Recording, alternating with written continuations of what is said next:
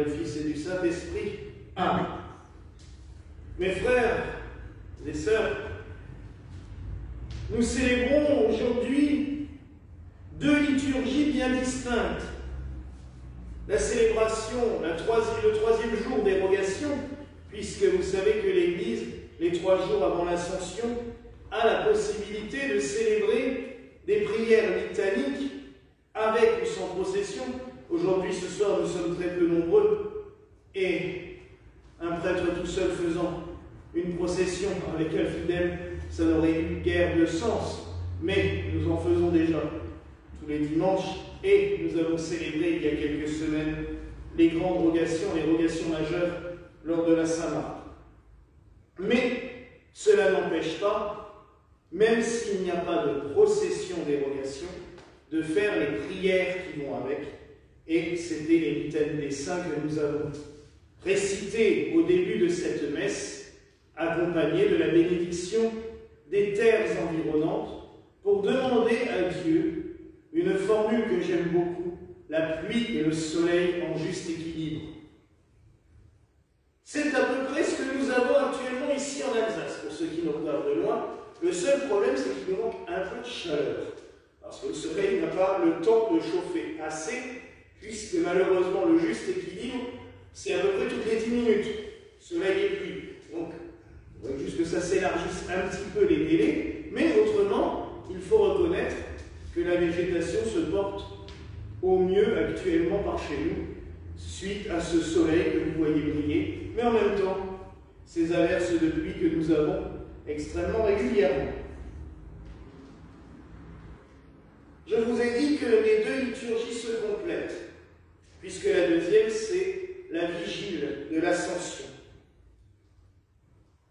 Dans beaucoup de rites, on célèbre ce soir soit la même messe que demain, en anticipé, soit, dans l'ancien rite traditionnel, en vigile, on célébrait la messe de dimanche dernier. On faisait un bis. Dans la liturgie gallicane, nous avons repris la liturgie des Pères Carmes, puisque la liturgie des Carmes est aussi, à l'origine, tirée des anciens rites gallicoles. C'est une célébration à part entière de l'Ascension. Nous annonçons ce qu'il se produira demain, mais nous le célébrons aussi. Néanmoins, les lectures ont un sujet bien différent.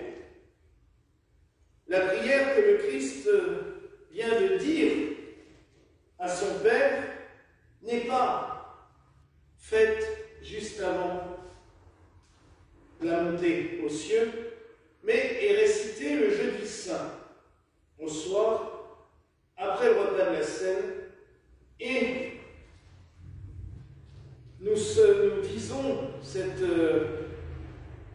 appelons cette prière le Sint Unum de la Seine, que tous soient un.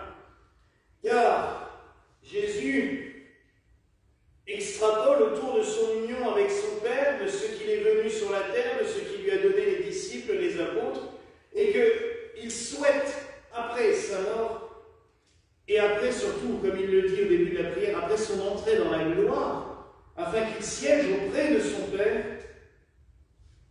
que les apôtres, les disciples soient unis.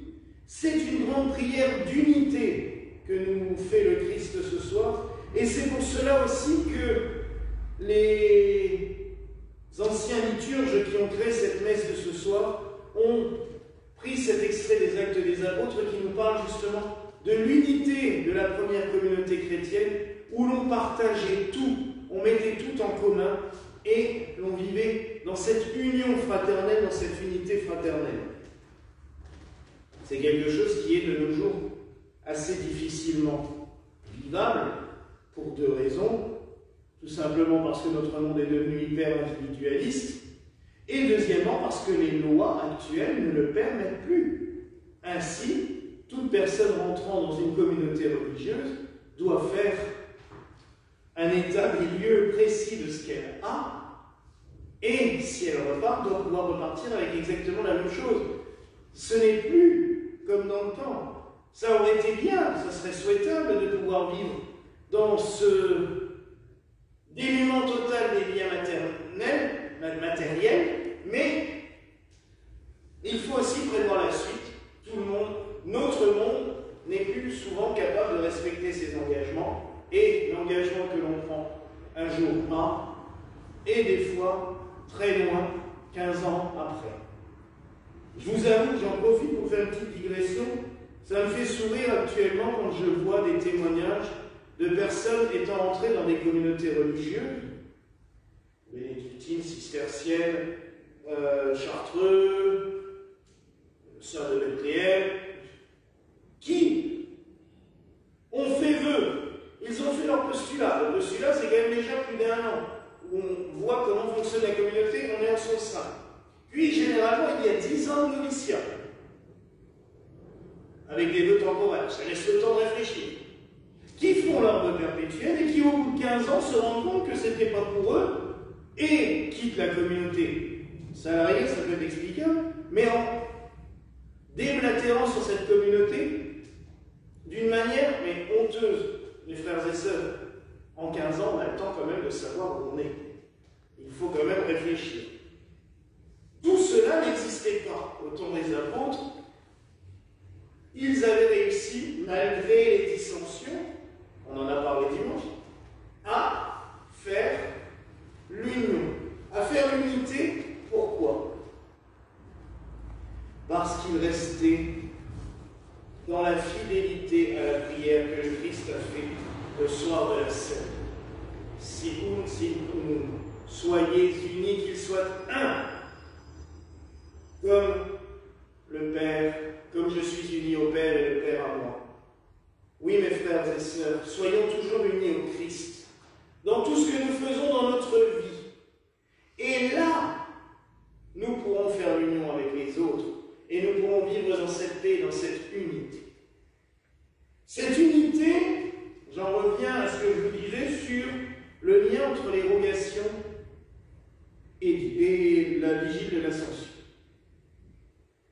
Cette unité, le Christ a voulu la refaire aussi, entre la création et le Créateur.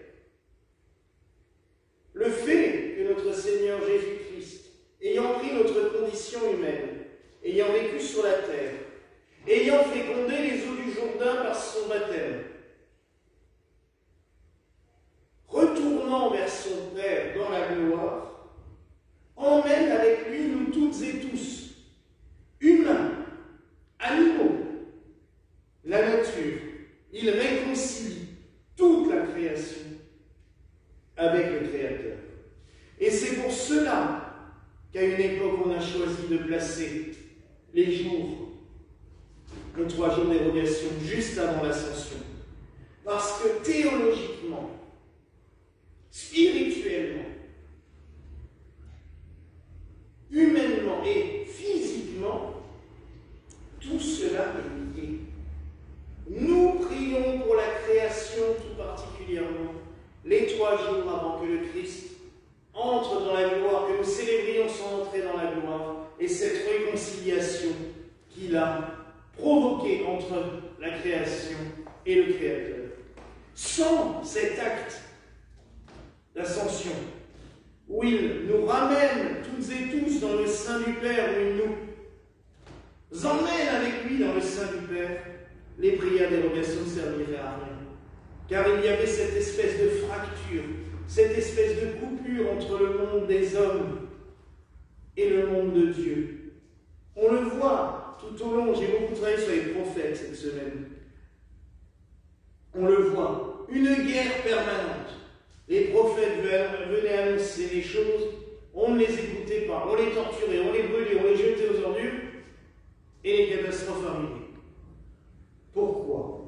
Pas parce que Dieu est punisseur, parce que nous sommes, l'humanité s'était éloignée de Dieu.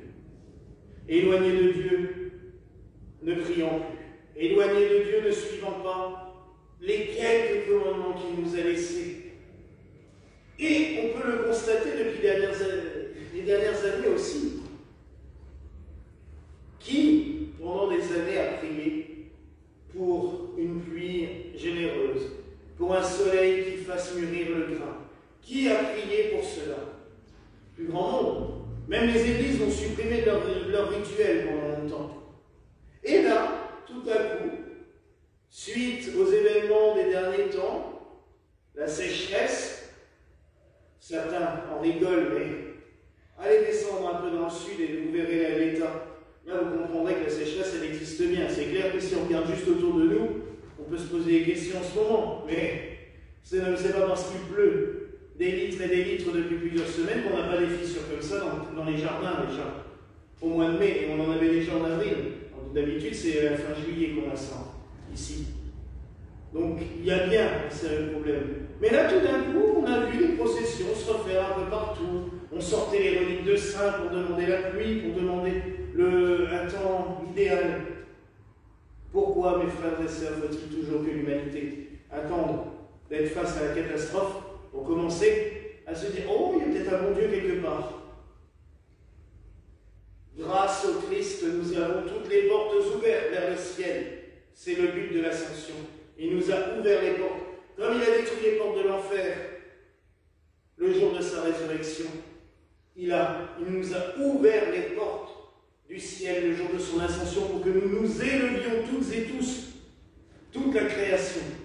Alors si nous savons comment faire, faisons-le et arrêtons d'oublier systématiquement que nous avons un bon Dieu quand tout va bien et de nous souvenir de lui quand tout va mal. C'est le propre de l'humanité malheureusement, mais nous pouvons toujours faire mieux et progresser.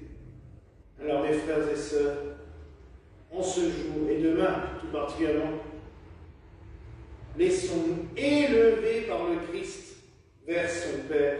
Voilà la grâce que je nous souhaite au nom du Père, du Fils et du Saint-Esprit. Amen.